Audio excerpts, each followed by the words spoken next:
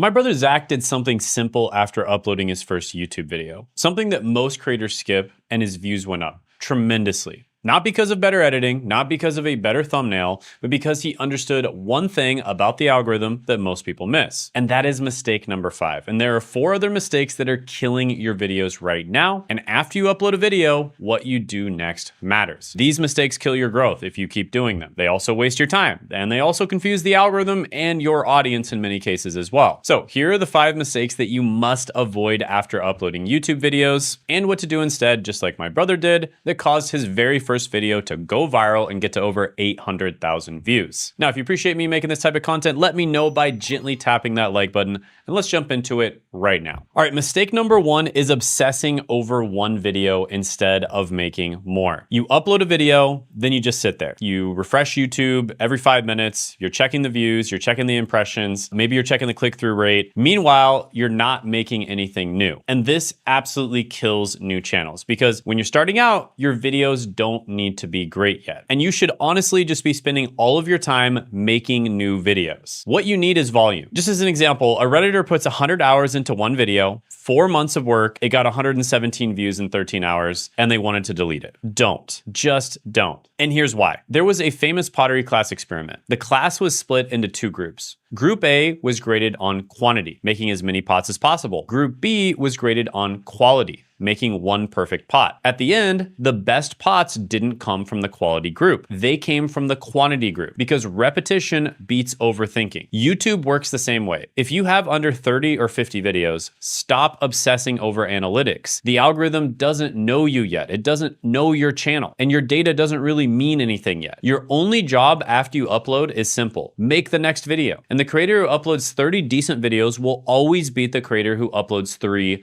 perfect ones every single time. And I can't tell you how many different times I've seen this, and with how many different channels I've seen this with. People will put all of their effort into one video, they post it, they sit there refreshing the video for days, it barely gets any views, they get discouraged, and they give up. And then maybe months later, they'll get an idea for another video, they'll spend months on it, they'll upload it again, same thing happens, they get discouraged, and they quit YouTube forever. I've seen this pattern again and again and again. What you need to do is find the right video ideas, and then make a ton of videos on those ideas. And by doing that, you will end up making better videos. Just like the students in the class that made a bunch of pots ended up making better pots. It's kind of like going to the gym. Who do you think is going to have more muscle at the end of 3 months? The person who went once a month and worked out as hard as they possibly could, or the person who went 3 times a week and they worked out 80% as hard as they possibly could, but they went consistently for the entire 3 months? Obviously, the one who consistently went to the gym and only worked out 80% as hard as they could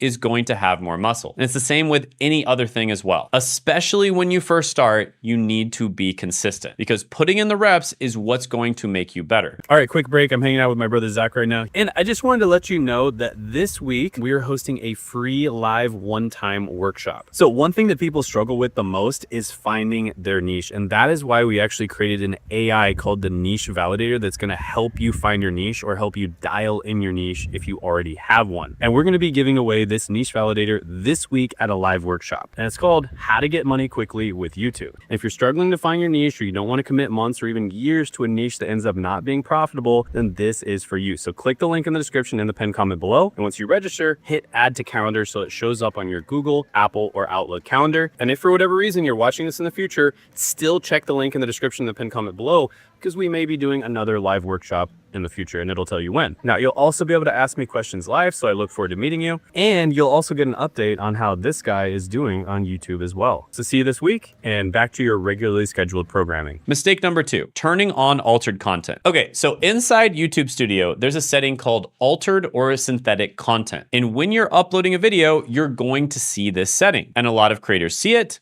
and they panic, and they turn it on just to be safe, because they used ChatGPT to help write their scripts, or they used an AI to help create their thumbnail, and that can hurt your video. When you mark your video as altered or synthetic, you're telling YouTube that this content might be misleading or artificially generated. And just because you used a little bit of AI to make some B-roll in your content, or to help with the thumbnail, or to help write the script, does not mean that it's altered content. The only reason you would mark it as altered content content is if it had a fake AI voice or a fake AI person, and it was not clear that that was AI. And so it might be deceiving to people. So basically just ask yourself, is my content deceiving? Or could it be perceived as deceiving? And if the answer is no, then don't mark it as altered content, because YouTube will likely treat your video more cautiously. So normal editing does not count. Jump cuts don't count. Even using AI tools to edit your videos doesn't count. Also, B-roll doesn't count. Captions don't count. Using AI to help with the scripts or the ideas doesn't count. This setting is meant for things like deepfakes, AI-generated people or voices, manipulated footage meant to mislead, or not normal YouTube videos. And as an example, a Redditor got an email from a YouTube employee. The employee said that they don't have to turn it on, only if the video is meaningfully altered or synthetically generated and seems realistic. So you heard it straight from YouTube's mouth, right? Straight from their employee. It's a small toggle,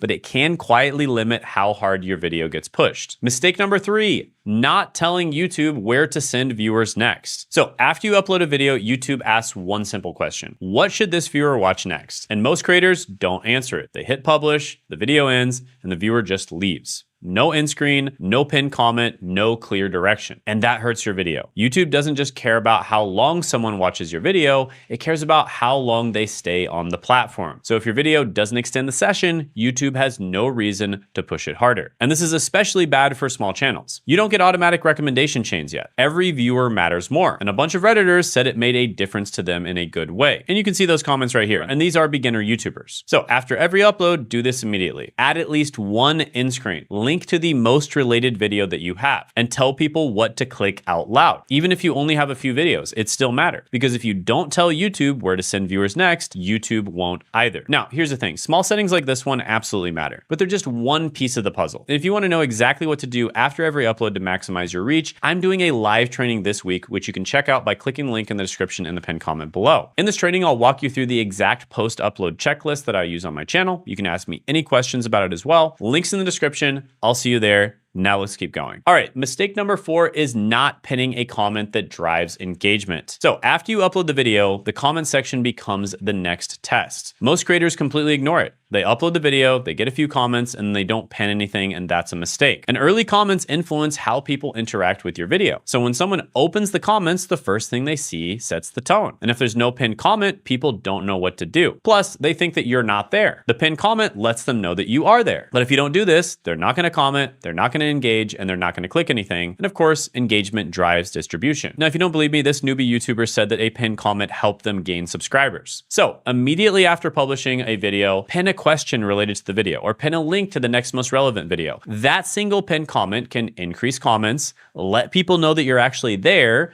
extend watch sessions, and give YouTube stronger engagement signals. And a simple rule is if you don't guide engagement, you don't get it. Mistake number 5 is deleting a video because it's doing bad. I see this mindset all the time. A video gets 117 views in 13 hours, so they delete it. That's a mistake. YouTube does not decide a video's fate in the first 13 hours, or the first day, or even the first week. When you delete a video, you're not fixing it, you're erasing all future upside. And this YouTube newbie's channel stopped getting views because they did this, and the average went from thousands to almost nothing. So don't do that. So YouTube constantly retests videos through search, through suggested, through new viewer pools, through changing demand over time. And a video that looks dead early can come back months later. This has happened to me so many times. I've had videos that were dead or relatively dead that blew up months later or even more than a half a year later. But once you delete it, the watch history is gone, the data is gone, the learning is gone, everything's gone. And re-uploading doesn't reset anything, it just throws away progress. So if a video underperforms, leave it up, let it age, let the algorithm keep testing. And if you want to improve it, update the title later,